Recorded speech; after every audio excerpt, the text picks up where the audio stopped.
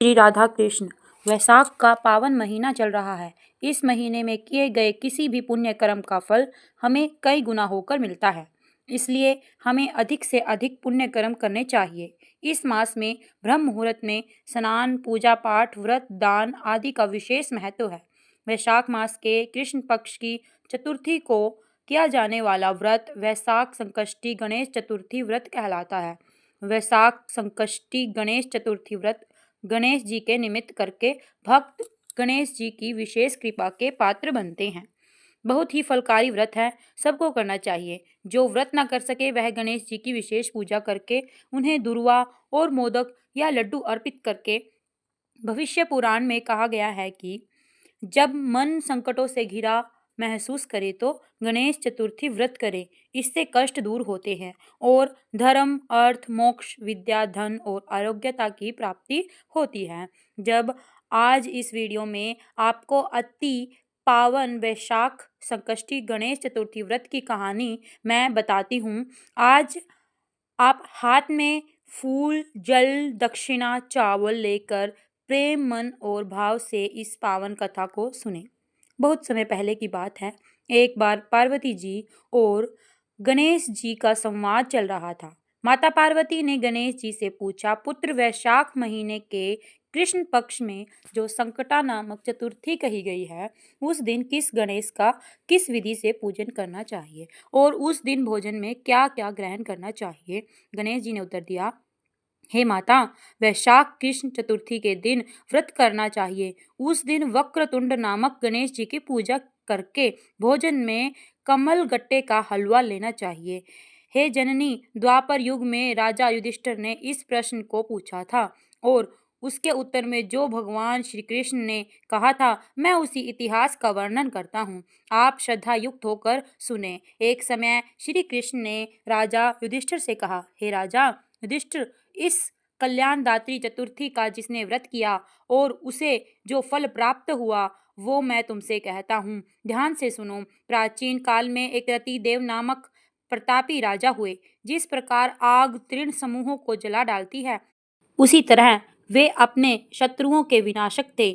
उनकी मित्रता यम, कुबेर, इंद्रा आदि देवों से थी। उन्हीं के राज्य में धर्मकेतु नाम का एक श्रेष्ठ ब्राह्मण रहता था। उनकी दो स्त्रियां थी, एक का नाम सुशीला और दूसरी का नाम चंचला था। सुशीला नित्य ही कोई ना कोई व्रत करती थी, फलतः उसने अपने शरीर को दुर्बल बना रखा था। इसके विपरीत चंचला कभी भी कोई व्रत न कोई उपवास ना करके भर पेट भोजन करती थी। समय के साथ सुशीला को एक सुंदर लक्षणों वाली एक कन्या प्राप्त हुई और दूसरी तरफ चंचला को पुत्र रतन की प्राप्ति हुई। अब यह देखकर चंचला बारंबार सुशीला को ताने देने लगी और बोली, अरे सुशीला, तूने इतने व्रत उपवास करके शरीर को जंजर बना लिया, फिर भी एक कन्या को ही जन्म दे पाई।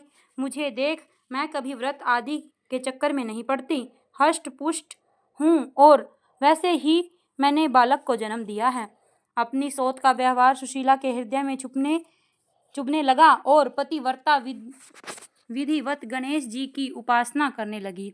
जब सुशीला ने भक्ति भाव से संकट नाशक गणेश चतुर्थी का व्रत किया तो रात्रि में वरदायक गणेश जी ने उन्हें दर्शन दिया। श्री गणेश जी ने कहा, हे सुशीले, तेरी आराधना से हम अत्यधिक संतुष्ट हैं। मैं तुम्हें वरदान दे रहा हूँ कि तेरी कन्या के मुख से निरंतर मोती और मूंगा झड़ते रहेंगे।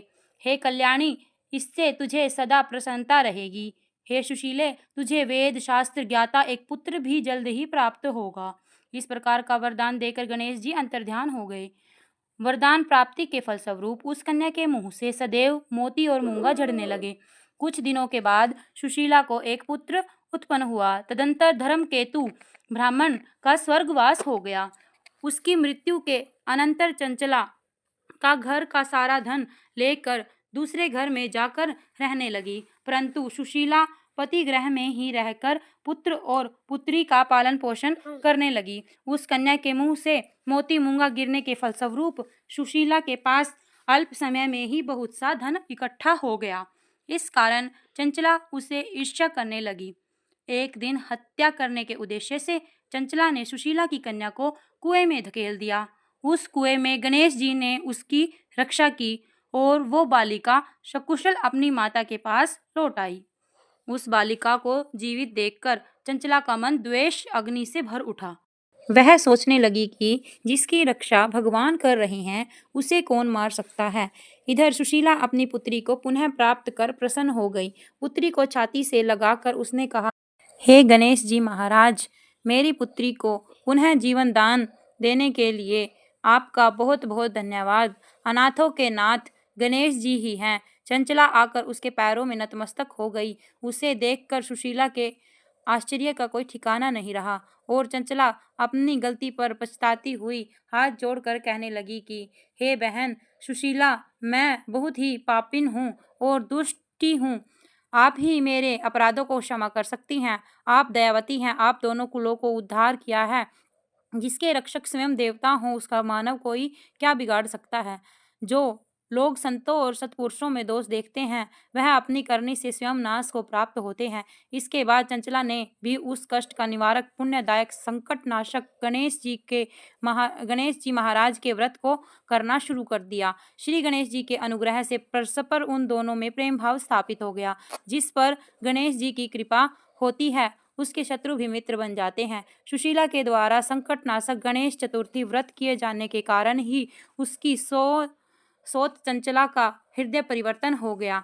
श्री गणेश जी कहते हैं कि हे माते, पूर्व काल का पूरा वृत्तांत मैंने आपको सुना दिया। इस लोक में इससे श्रेष्ठ विघ्न विनाशक कोई दूसरा व्रत नहीं है।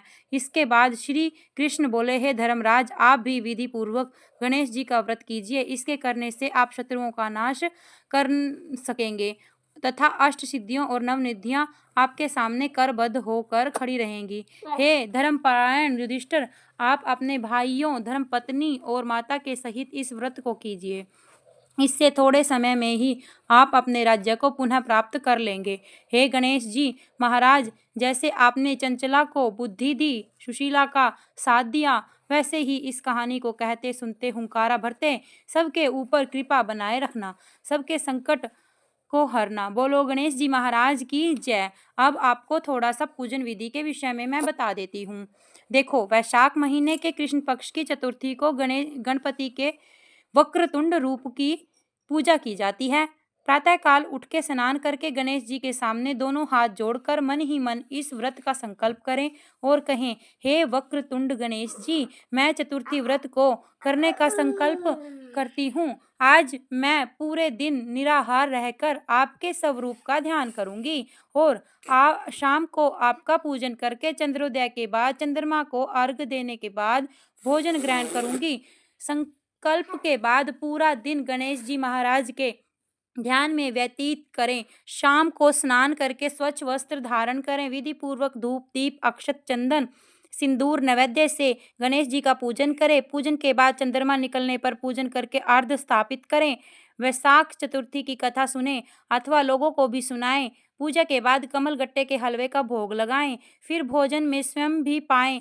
बोलो गणेश जी महाराज की जय। ओम गं गणपतये नमः इस मंत्र का लगातार जाप करते रहें। आपके ऊपर गणेश जी की कृपा रहेगी और गणेश जी आपके जीवन में भी सारे संकट हर लेंगे। बोलो गणेश जी महाराज की जय। वैशाख मास के ठाकुर जी जय की जय। अगर आपको यह वीडियो पसंद आई है तो यह कहानी पसंद आई है तो गणेश जी की कृपा आपके ऊपर बनी रहे। हमारी वीडियो को लाइक करें। प्लीज़ इस वीडियो को ज़्यादा से ज़्यादा शेयर करें और लोगों को भी संकटों से मुक्ति पाने का उपाय बताओ। Please like, share and subscribe. Thank you. जय श्री राधा कृष्णा।